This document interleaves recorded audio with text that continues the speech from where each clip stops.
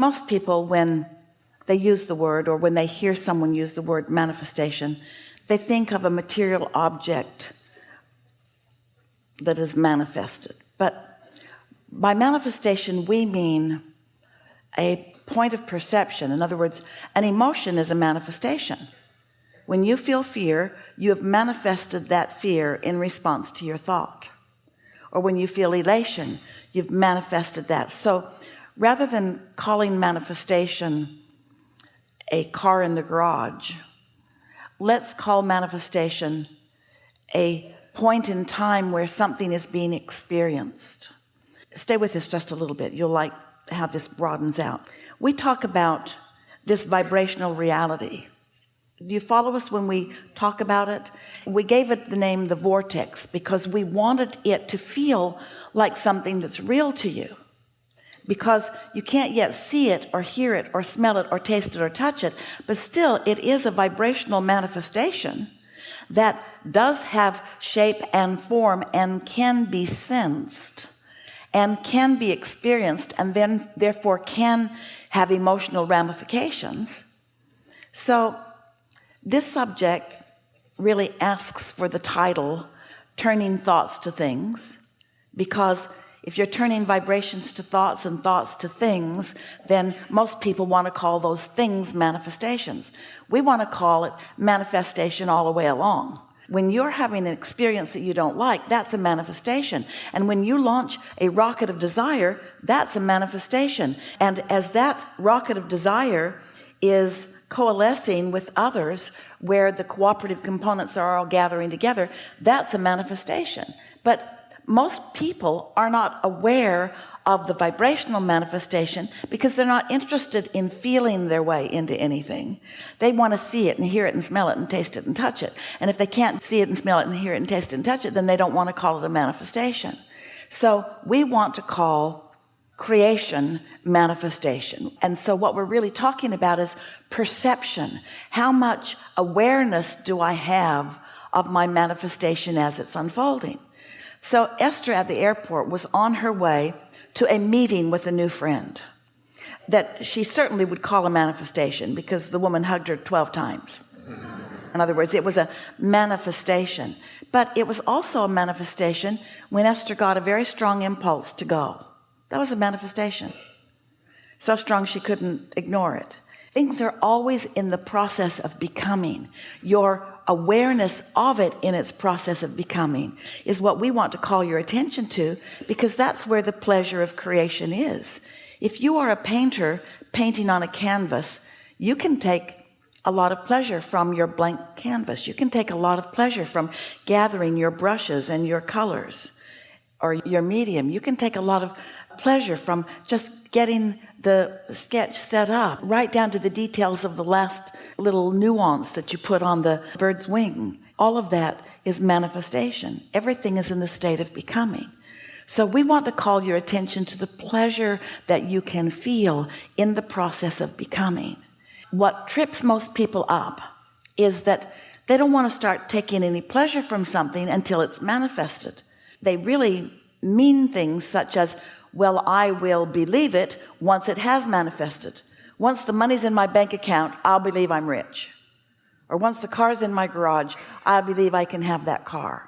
And we want you to take pleasure in all of the phases of manifestation, all of the comings together of it. If you're a sculptor sculpting the clay, we want you to love the feeling of the clay in your hands.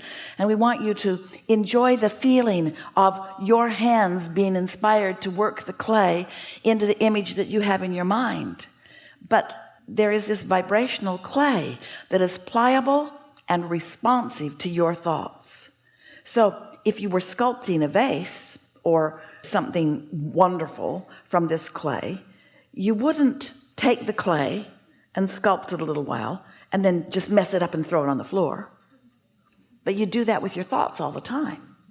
You sculpt a little and then you throw it on the floor. Then you scrape it up and you sculpt it for a little while and then you poke its eyes out. Then you sculpt it a little while and then you rip its tail off. Thoughts are turning to things, and you are the thinker of the thoughts. So if you are giving less attention to how things are taking shape and form, and you're paying more attention to how you feel as it is coming along, then you can enjoy the manifestation long before anybody else can see the car in your garage. Does that make some sense to you? Yeah. And so I feel like I'm the kid in the Christmas story, and I'm talking to Santa Claus, and Santa Claus is asking me what I want. Yeah. And then I say what I want, and he's like... But this Santa Claus, this is what this Santa Claus is saying.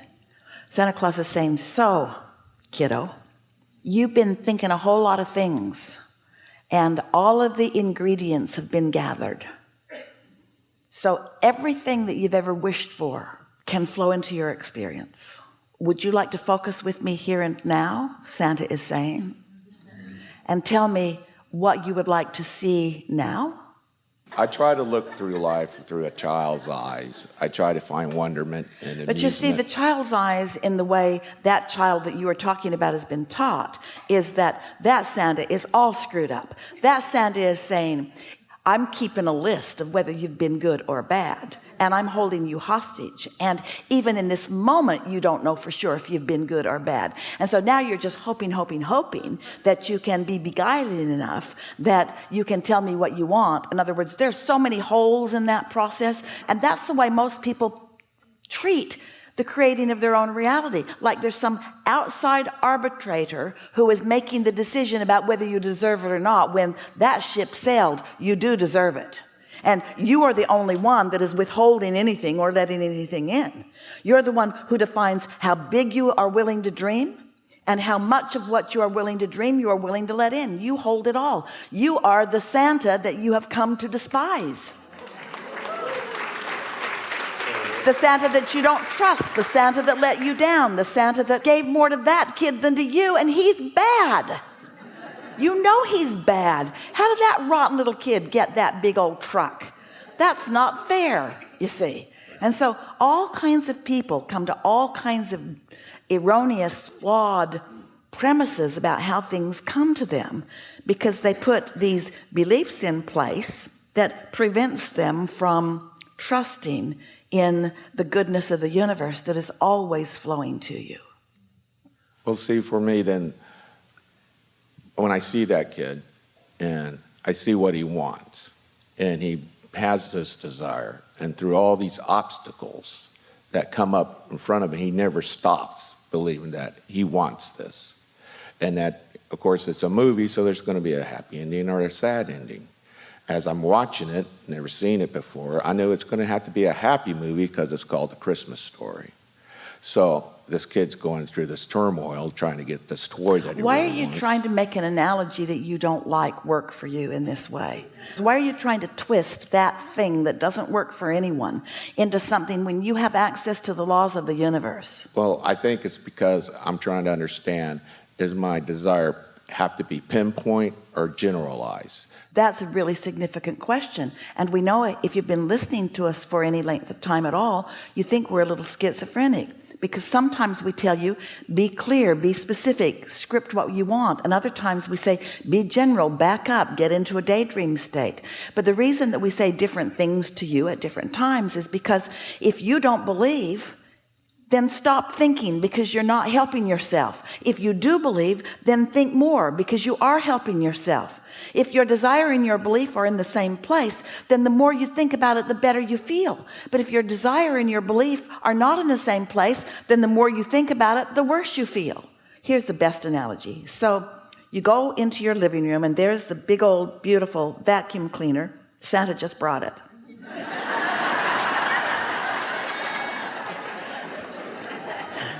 And you're going to vacuum the living room, but you don't bother to plug it in. You flip the switch. It's a very quiet vacuum. And you run it over all of the carpet in this big room. You leave tracks everywhere. Or you could plug it in and get a much better effect. And so we're asking you to pay attention to what it feels like to be plugged into the power of the universe.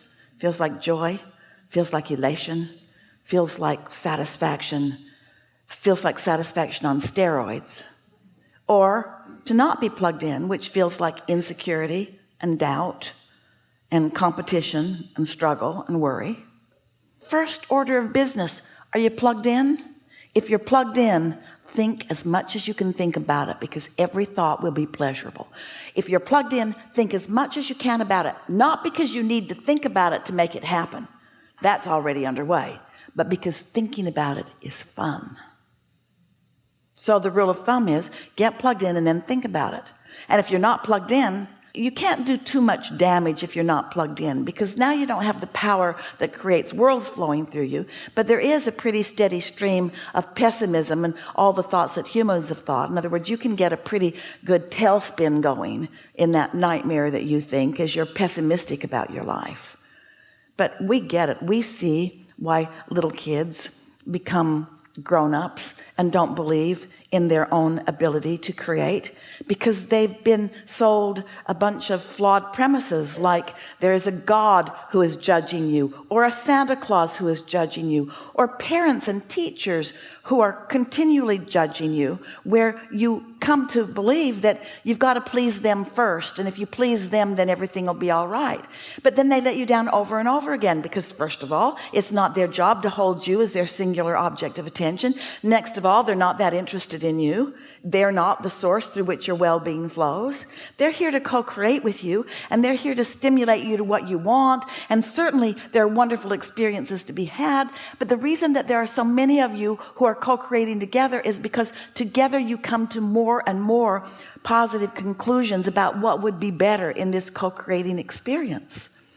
You don't give each other power. In fact, humans detract power from each other constantly, because as you stand in judgment of someone, like I don't like the way you look, or I don't like where you come from, or I don't like your sexual orientation, or your religious orientation, or your political orientation, or I'm in this world with you and I don't like you for some reason.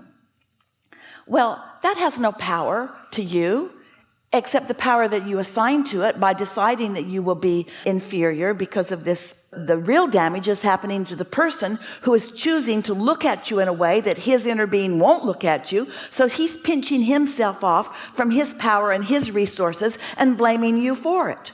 And you get enough people who are using you as their negative object of attention, pretty soon you cannot feel that good about yourself.